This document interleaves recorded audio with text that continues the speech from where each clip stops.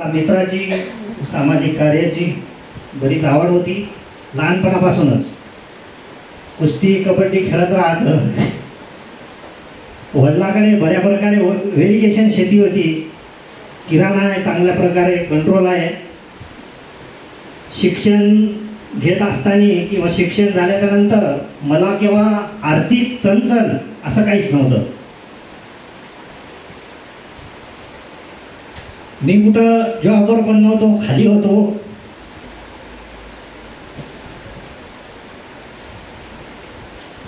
मला 8 मामा आहे.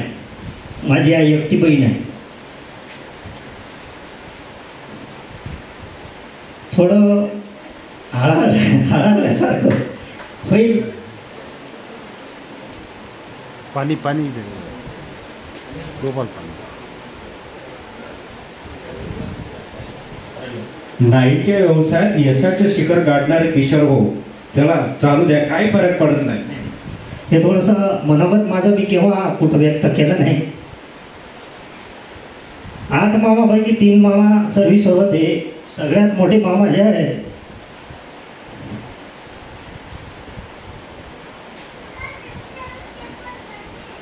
त्याची मुलगी ती 2002 मध्ये सर्व्हिसला लागली.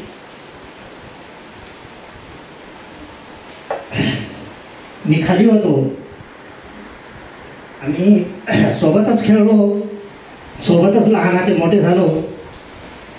तिला इकडून तिकडून नोकरीवर असल्याच्याने तिला इकडून तिकडून बरेच काही संबंधासाठी स्वतःहून ऑफर यायच्या. डॉक्टर, काही गव्हर्नमेंट सर्वंट. पण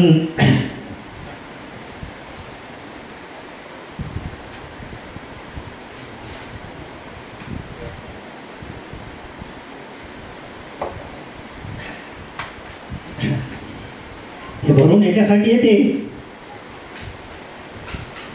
की मी जे आज ज्या पोझिशनवर आहो, ज्या पोझिशनवर ज्यांनी मला नेलं ते आज हयात नाही. मी खाली उन्हाळ मुलासारखा फिरत राहतं. नोकरीवर शाहिरी कमावणारी मुलगी माझ्या मामाने एक ठाम निर्णय घेतला, द्यायची तर माझ्या भाषाला द्यायची. सख्यास नातेवाईकाकडून काही अडीअडचणी येत होत्या. गव्हर्नमेंट सर्वंट आले, डॉक्टर आले, BAMS वाले डॉक्टर आले. मग खाली मुलाला का चूज करायला लागले? पण माझ्या मामाचं एक ध्येय होतं, द्यायची तर भाषाला द्यायची. 8 मामे आणि 2 बाचे. ती आज बँकेमध्ये नोकरीवर आहे. मी खाली होतो. ज्या वर्षी एंगेजमेंट झाली तसं माझी तळमळ होती का आपण शेल्फ काहीतरी करायचं. वडिलाचं जे आहे ते तर आहेच, आपण काहीतरी स्वतःहून करायचं, स्वतः शेल्फ व्हायचं. मी या तळमळीमध्ये होतो. नंतर 2 वेळ LIC ऑफिसमध्ये आलो. देवतळे साहेबाकडे DO होते. योगायोगानं माझी भेट नाही झाली. एक मित्र होता, हेल्पर म्हणून काम करायचा. माझ्या घरच्या पॉलिसी होत्या. ते घरी वसुलीसाठी यायचा, प्रीमियमसाठी यायचा. आणि त्याला मी एक दिवस शेतात आला. ते माझ्यासोबत, गावाला लागून माझं शेत आहे. असं काही परिस्थिती डाऊन वगैरे असं काहीच नव्हतं, काही नाही, व्यवस्थित होतं सगळं. तो शेतात आला एक दिवस माझ्यासोबत, माझ्या बरोबरीचाच होता. माझ्यासोबत आला. शेतात बसलो आम्ही, जेवण केलं. मग त्यांना सहज म्हटलं मी का बाबा मला पण एजंट व्हायचं आहे. कारण माझी मित्रमंडळी खूप होती. मला एजंट व्हायचं आहे, मला काहीतरी करायचं आहे. त्यांनी जाऊन इंगोले सरांनी सांगितलं. इंगोले सर नवीन. इंगोले सर माझ्या गावाकडे निघले. जवळपास 7 ते 8 किलोमीटर माझं गाव असताना इंगोले सरांची गाडी पंक्चर झाली. ऊन म्हणून ऊन, एप्रिल महिना. इंगोले साहेब गाडी ओढत माझ्या गावी आले. पतलेशे, उंचीशे, बारीक कटिंग. मला यकीन नव्हतं वाटत हे LIC DO आहे का. मी साहेबाला 3-3 वेळ प्रश्न विचारायचो, कारण मी दुसरा का तिसरा एजंट होतो सरांचा. मी आता माझी मिसेस नोकरीवर आहे. मला नोकरीवाली मुलगी भेटायला लागली. आपल्याला काहीतरी करावं लागेल म्हणून मी LIC ऑफिसमध्ये आलो. चांगल्या प्रकारे पहिलेपासून प्रयत्न सुरू केले. मी LIC एजंट आहे म्हणून माझ्या सासऱ्यानं मला टू व्हीलर गिफ्ट केली. खाली मुलाला चेन द्या लागले, टू व्हीलर द्या लागले.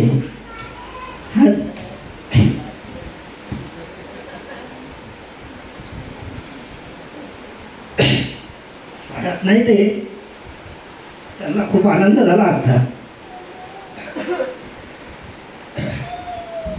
नोकरी करत असताना माझ्या मुखेडच्या ऑफिसमध्ये दारव्याचे श्रीकृष्ण पिंगे साहेब म्हणून, कदाचित मांडेकर सर ओळखत असत, ते मॅनेजर होते.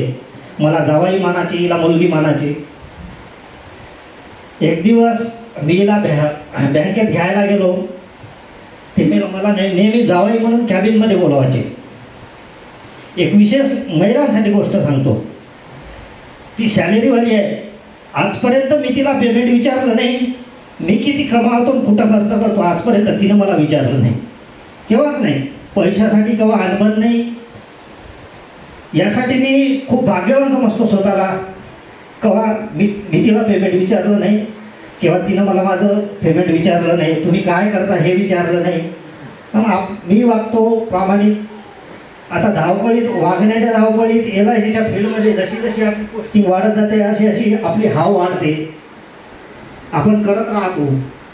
याच्यातून काही आपल्या पॉलिसी होल्डरचा दुर्दैवाने मृत्यू होते, त्यांना डेथ क्लेम घेऊन जातो, तेव्हा आपल्याला अजून आणखी काही समजते का आपण काहीतरी चांगली मदत करत आहोत. एका उघड्यावर आलेल्या कुटुंबाला काहीतरी आर्थिक चांगली मदत करत आहोत. आपण चांगलं काम करत आहोत. विकताना आपण स्वप्न विकतो. जिथं कुठं दुर्दैवी, अनावधानाने दुर्दैवी घटना घडते तिथं आपण फास्ट क्लेम नेऊन देतो. अशा बऱ्याच काही चांगल्या गोष्टी आपल्याकडून घडतात. गोपाल भाऊ मला म्हणत होते, पॉलिसी धारक आपले देव आहे. खरोखर आहे, पॉलिसी धारक आपले देव आहे. पिंगे आता मनोगतच व्यक्त करायला लागलं. थोडंसं वैयक्तिक बोलतो, थोडं वैयक्तिक बोलतो. पिंगे साहेबांना मला कॅबिनमध्ये बोलावलं. त्यांची निश्चित जिल्हा परिषदला मुख्याध्यापिका होत्या. पिंगे साहेब मॅनेजर होते. हो, पिंगे साहेब मॅनेजर. पिंगे साहेबांना मला हसत हसत प्रश्न विचारला, जावाई तुमची आणि माझ्या मुलीची केव्हा पैशासाठी भांडण होते का?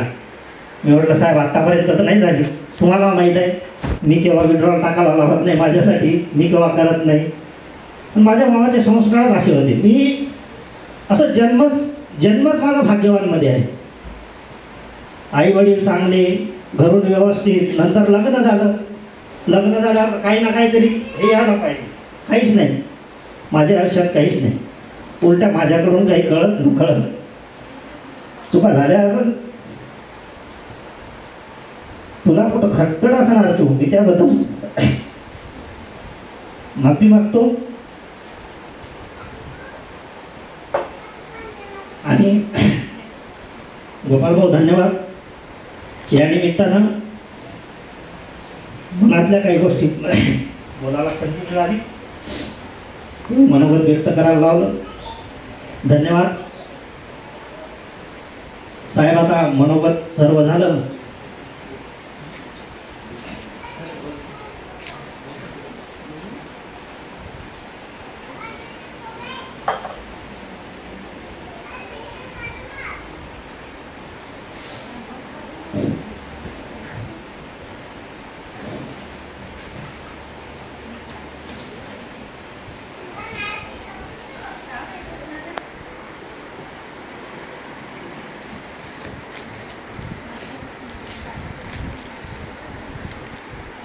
यानंतर आपल्या सर्व एजंट भावांतर्फे आपण एक चांगला सत्कार करणार आहे. सर्वांच्या सहकार्याने, सर्वांच्या मनाने एक आपणही कुठंतरी सत्कार करावा. निवळ आपला सत्कार करून घेत आहोत. या निमित्ताने सत्कार आपला करण्यास हर्षे आम्हा वाटतो. आनंदित झाल्या दाही दिशा, हृदयी स्नेह दाटतो. सत्कार आपला करण्यास हर्ष आम्हा वाटतो. आनंदित झाल्या दाही दिशा, हृदयी स्नेह दाटतो. सन्मानाचा तुरा आज शिरपेचात तुमच्या, आदर भावाची शाल पांघरतो जी मनात आहे आमच्या. असे आपले सत्कार मूर्ती आदरणीय श्री इंगोले साहेब आणि सन्माननीय वहिनी साहेब यांनी स्टेजवर यावे. सर्व एजंट बांधव यांनी पण थोडं यावे. या निमित्तानं ग्रुप फोटो